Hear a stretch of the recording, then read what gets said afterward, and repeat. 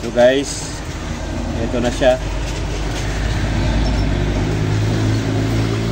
So ito na yung pinerment natin guys.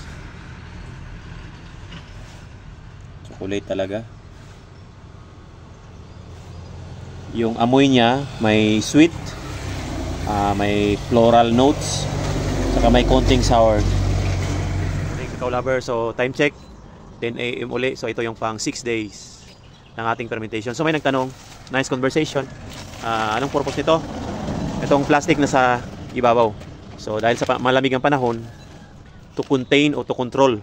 So ibig sabihin to contain o to control, to protect from the low temperature, no? Sa malamig na panahon, so kailangan natin to. Siyempre yung panahon dito, yung temperature dito malamig, so papasok siya sa beans, kaya hindi iinit yung beans. Kaya kailangan natin ng wala naman to sa ilalim, wala naman sa ilalim, sa gilid lang yan. Sa gilid lang yan. Tinabunan lang natin para hindi makapasok yung malamig na panahon. December ngayon. So ito na siya, pang-6 na araw. Napakainit po. Nasa mga 40 mahigit, 50 siguro. Oh, napakainit. Yan, makikita mo, misingaw. Yan, ayan na siya. Ayan na siya, Kakao Lover. So, 6 days. Kates drop. Kayo na, kuha. Diretso ka, anak. Diretso ka, kates. Sa ilalim. Try natin. Napakainit.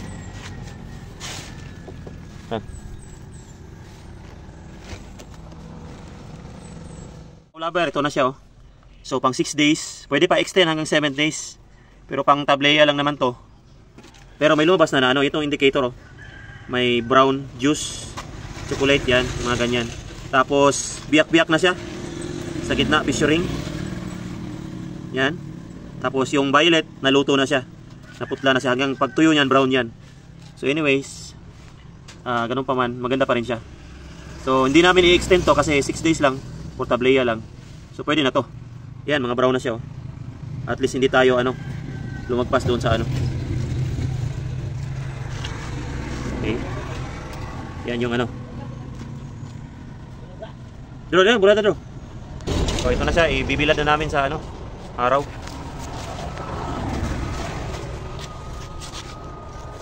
So ngayon Dro, alam mo na mag-ferment Dro.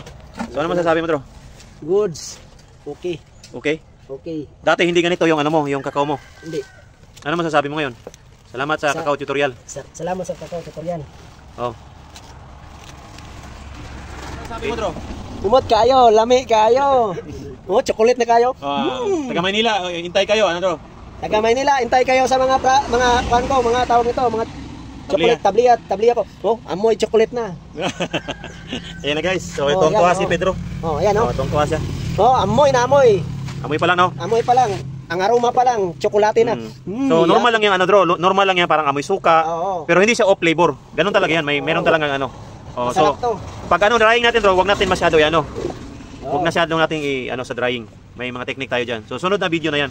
Hindi natin tutorial. Pa isa-isa lang tayo Dro. Sige. Yan na siya, Kakao Lover. Chocolate talaga. Okay. Dahon ng saging, sako, yun lang, kaing. Subukan nyo.